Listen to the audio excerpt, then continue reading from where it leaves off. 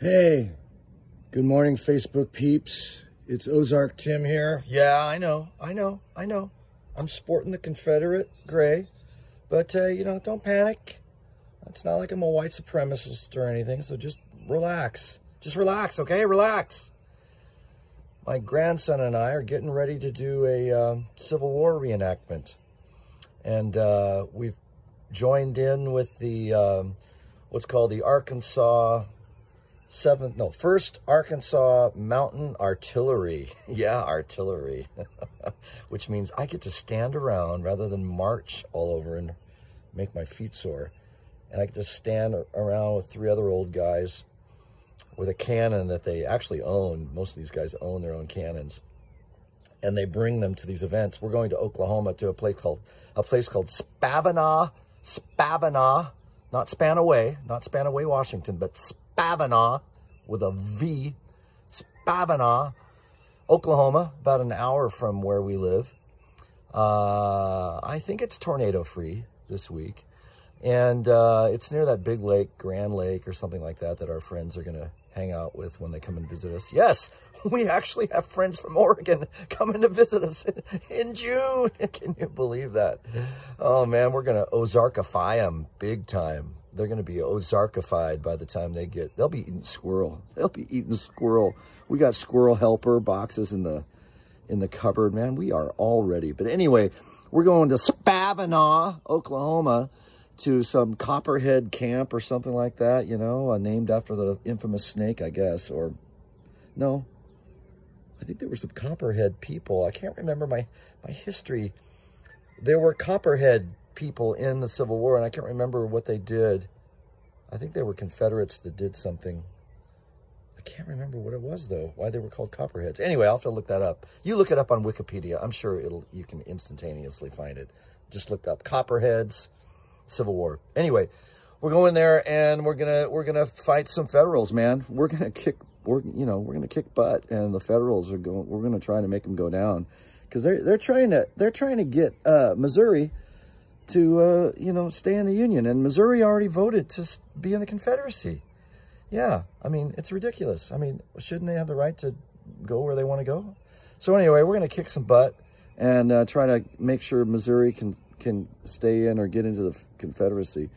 And anyway, it's looking like the Pacific Northwest here. I'm telling you, I mean, look at this. Look at this. It's like moist and cold. It's probably like in the upper 40s right now. I got my wood chopped over there. I've got almost a year's worth of wood because there's so many down trees because of well, one reason is the recent storms. But, I go on Facebook Marketplace and people are giving away free wood because they're desperate to have people take it away. And so I found one guy in the neighborhood.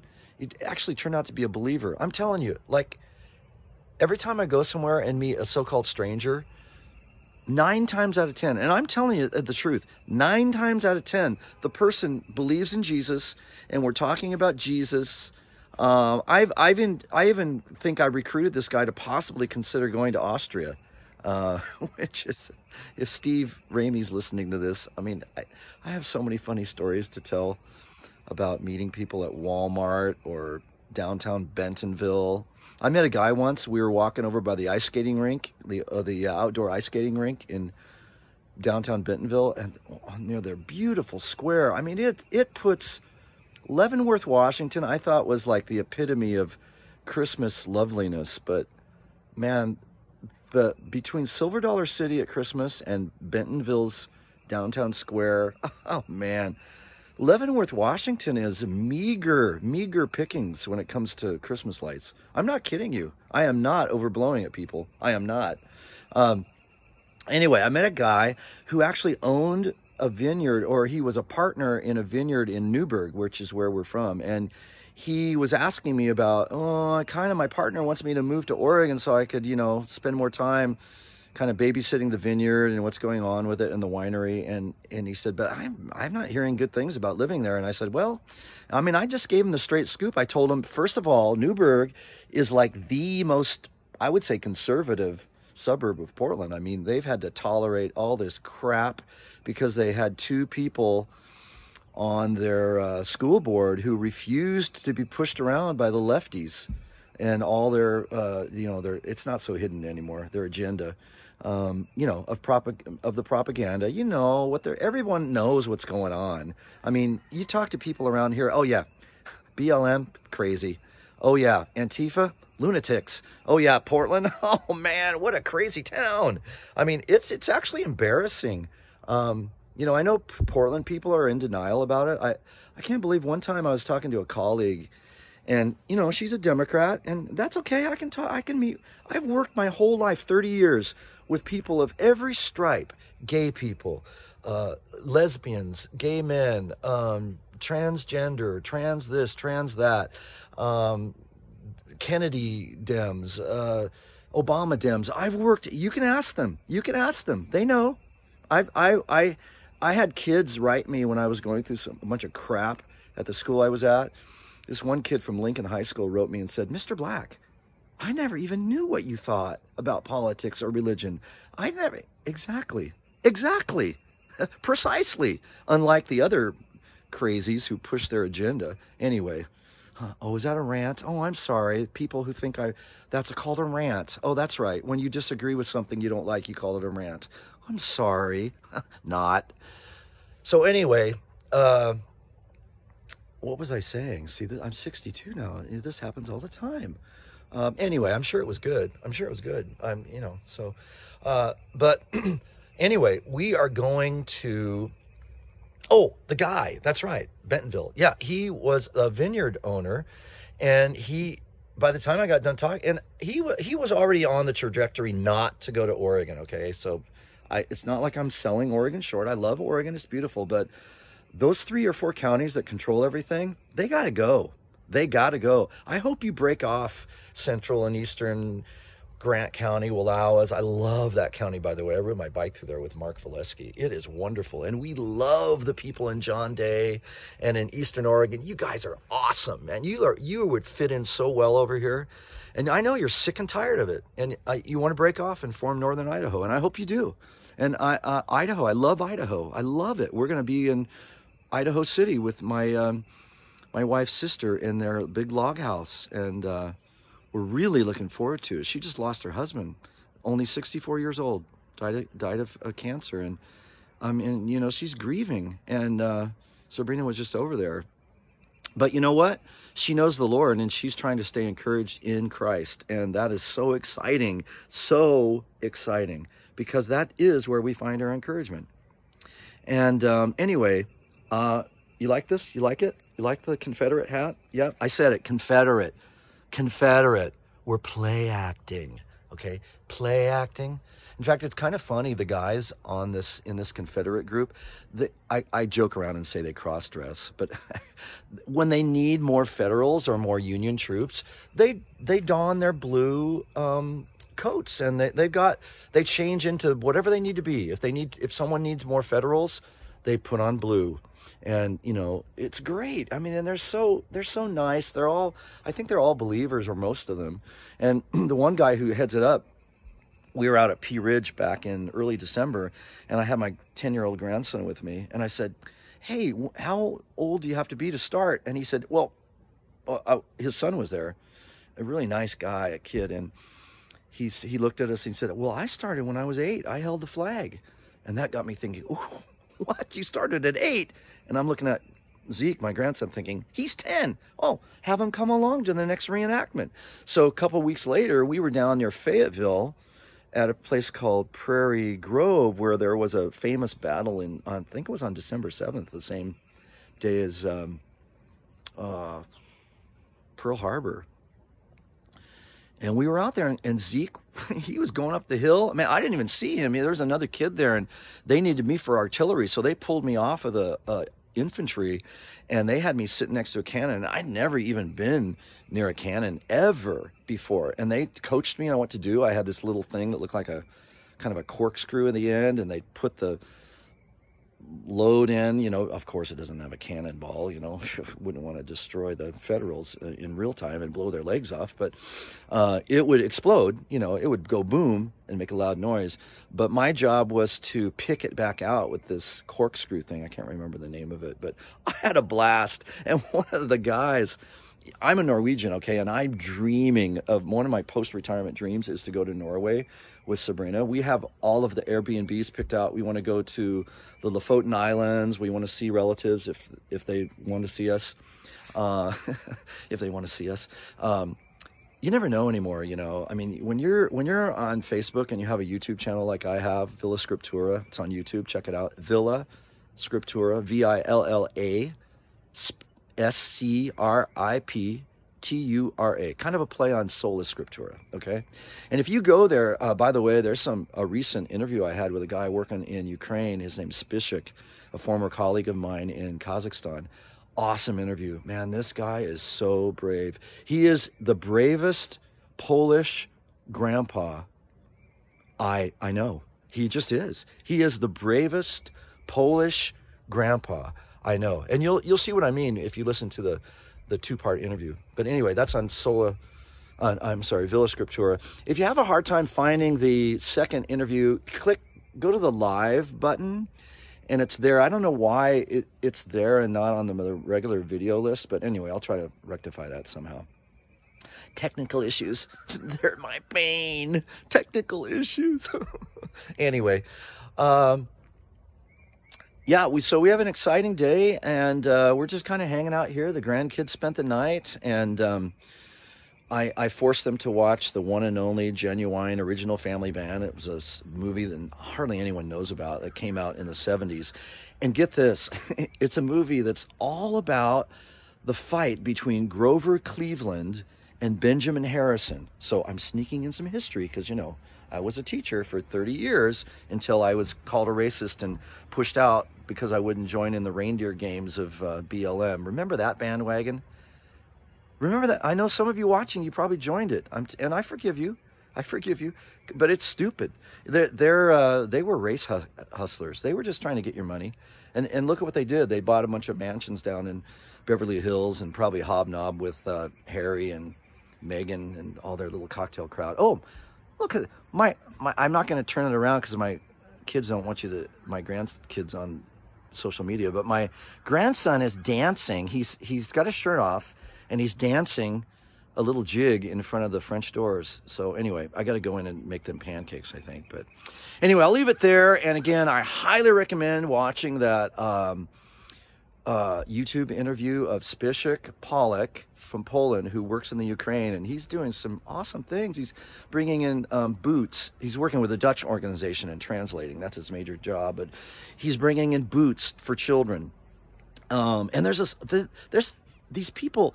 They're telling the kids, hey, you guys, how about if you shop for what you want? So they show them a website, and they have like all these shoes that they'll buy for them, and they say, you pick it out.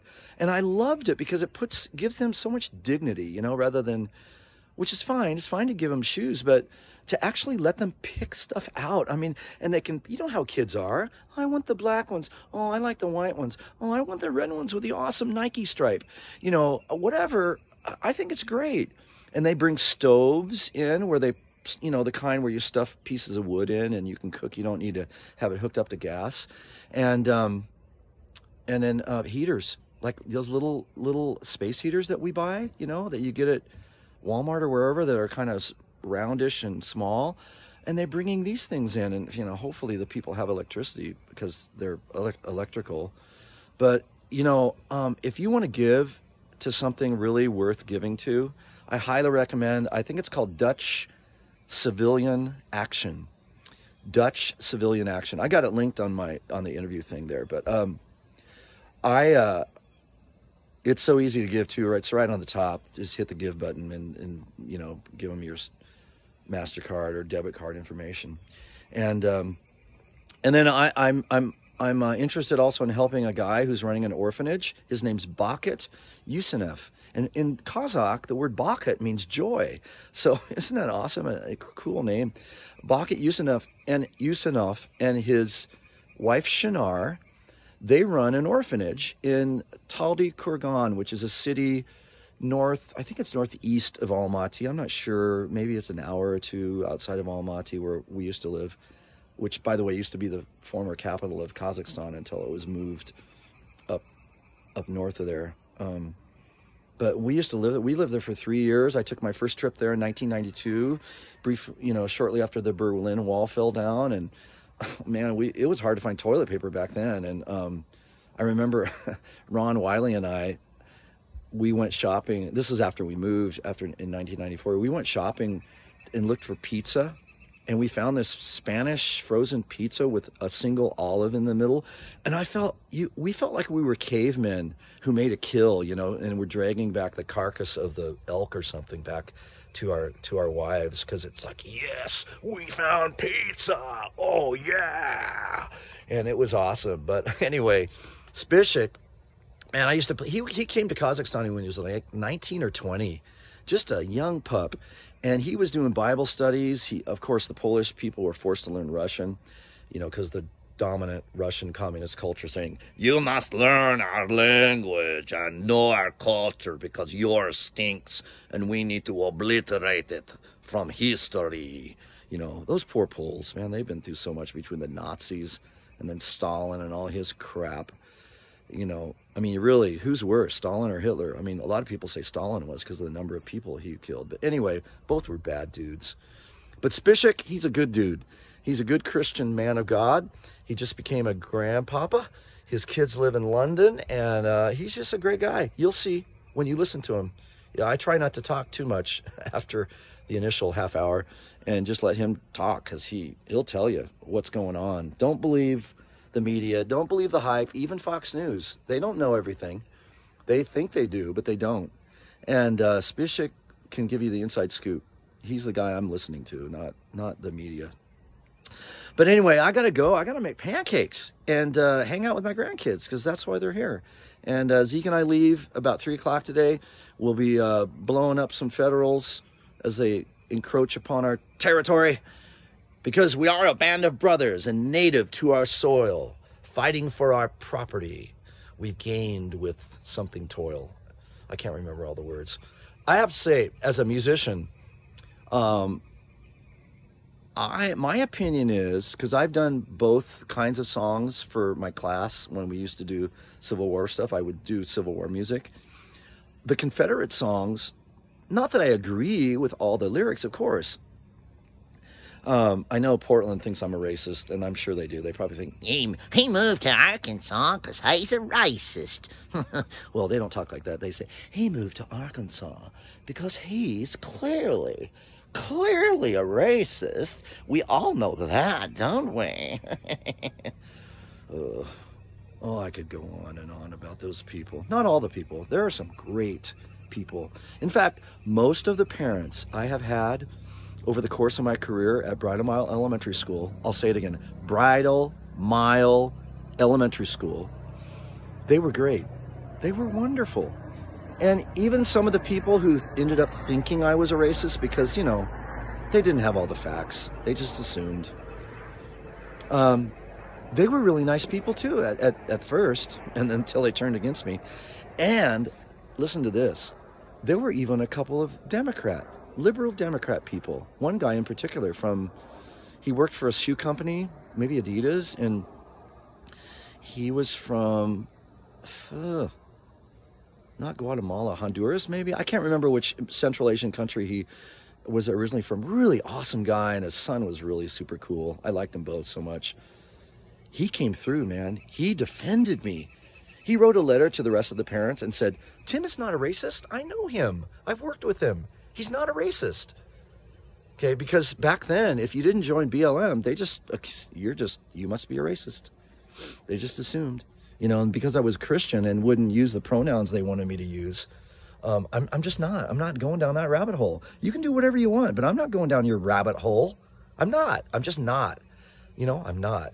I love Jesus more than I love your rabbit hole. So take that and shove it up your whatever. Yeah, well, let's see. Shove it up your cannon. There you go. That would be contextual to what I'm doing today. So anyway, I should probably leave it there before I get too feisty.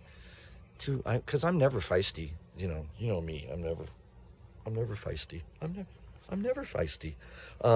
So anyway, I'm going to hang out with my grandkids who are hopping around and doing a jig, and we'll probably sing some, get in the mood with some good Civil War songs on my Spotify. I like it when I find Irish ones. The Irish guys, because there were a lot of Irish fighting on both sides, actually.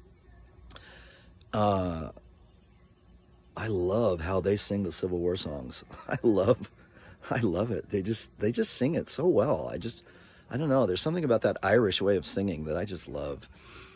Maybe it's maybe it's the Jameson or the Guinness. I don't know what it is, but I got to tell you, they know how to sing. They know how to sing. You guys in Northern Ireland, you know who you are. Can't wait to see you guys in Belfast. That's our plan. Anyway, I better go. Oh, do you want your hat back? Yeah. Oh, I got to give my grandson his hat back. Okay, see you later.